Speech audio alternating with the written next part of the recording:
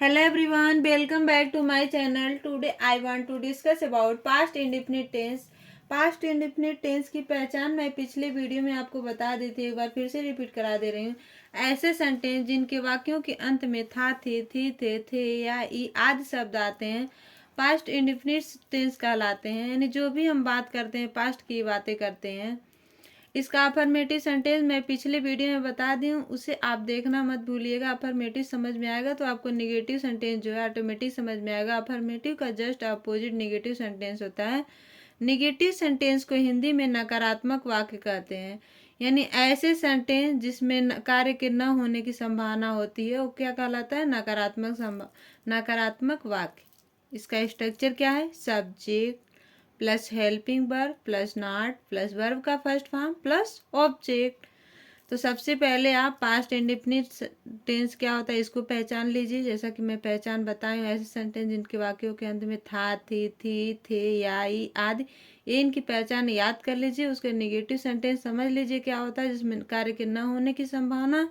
Structure याद कर लीजिए। अगर स्ट्रक्चर आप याद कर लेंगे तो आपको एग्जाम्पल बनाना जो है इजी से आ जाएगा। सेंटेंस जो है एग्जाम्पल के थ्रू मैं सेंटेंस बता रही हूँ।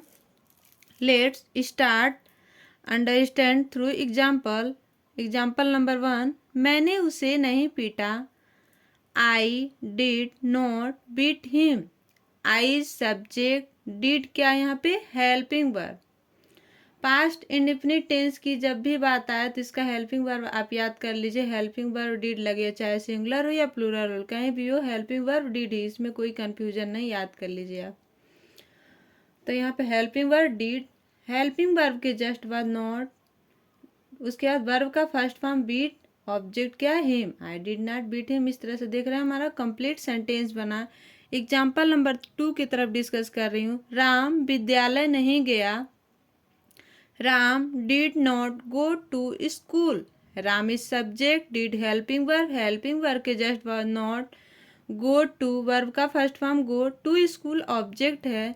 एग्जाम्पल नंबर 3, तुमने कल खाना नहीं खाया। You subject, did helping verb के जस्ट वर्ब नॉट, नॉट के बाद हमारा वर्ब का first form eat food yesterday, यहाँ पे क्या हमारा ऑब्जेक्ट। आई थिंक आपको समझ में आया होगा। एग्जाम्पल नंबर 3 दे चुकी हूँ। एग्जाम्पल नंबर 4 बता रही हूँ। उसने निबंध नहीं लिखा। He did not right essay. He subject, did helping verb के जस्ट बाद नॉट, राइट वर्ब का फर्स्ट फॉर्म, यस से हमारा ऑब्जेक्ट। एग्जाम्पल नंबर 5, हम कमरे में नहीं सोए थे। तो इस तरह से मैं देख रही हूँ आपको एग्जाम्पल नंबर 1, 2, 3, 4 बता दी हूँ। जितना एग्जाम्पल बता रही हूँ सबको 1 बाय 1 डिस्कस मेरे साथ पढ़ते जाइए, देखते जाइए। एग्जाम्पल नंबर 5 बता रही हूँ, इसको आप ध्यान से सुनिएगा। हम कमरे में नहीं सोए थे। वी सब्जेक्ट, डीड हमारा क्या है? हेल्पिंग वर्ब के जस्ट बाद नॉट, जैसे बता रही हूँ। स्लीप क्या? वर्ब का first form object, in the room. तो कंप्लीट सेंटेंस हमारा क्या बना? We did not sleep in the room. Example number 6, Geeta कल यहाँ नहीं सोई थी। गीता इज हमारा क्या है? सब्जेक्ट के बाद helping verb did, helping verb के नॉट, स्लीप वर्ब का फर्स्ट फॉर्म, हियर स्टरडे हमारा क्या है? ऑब्जेक्ट। एग्जाम्पल नंबर 7 बता रही हूँ। मैंने उसे नहीं पढ़ाया। आई सब्जेक्ट, डिड क्या हमारा? हेल्पिंग वर्ब के just verb not, teach verb का first form, him object. I did not teach him.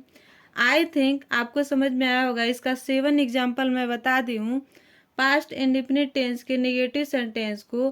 तो आप एक एक एग्जाम्पल के तरफ जितनी बारीकी से डिस्कस करेंगे तो आपको समझ में आएगा। तो सबसे पहले मैं क्या बताई हूँ कि इसका स्ट्रक्चर बहुत मेन है। कोई भी सेंटेंस अगर चाहे पास्ट का हो, चाहे प्रेजेंट का हो, चाहे फ्यूचर का हो, सबका स्ट्रक्चर आपको याद करना बहुत ज़रूरी है। तो स्ट्रक्चर आप याद करिए।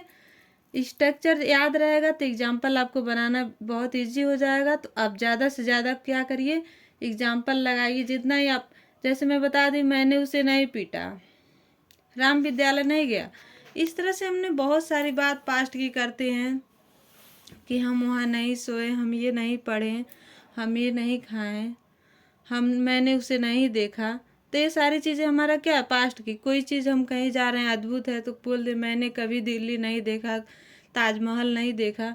ये सारी चीज़ जो भी बात हम कर रहे हैं पास्ट की कर रहे हैं, अपनी तरफ से बना करके उसको आप ट्रांसलेट करिए और देखिए कि आपका ट्रांसलेशन क्या है, परफेक्ट हो रहा है कि नहीं, आप कुछ सीख रहे हैं कि नहीं सीख रहे हैं।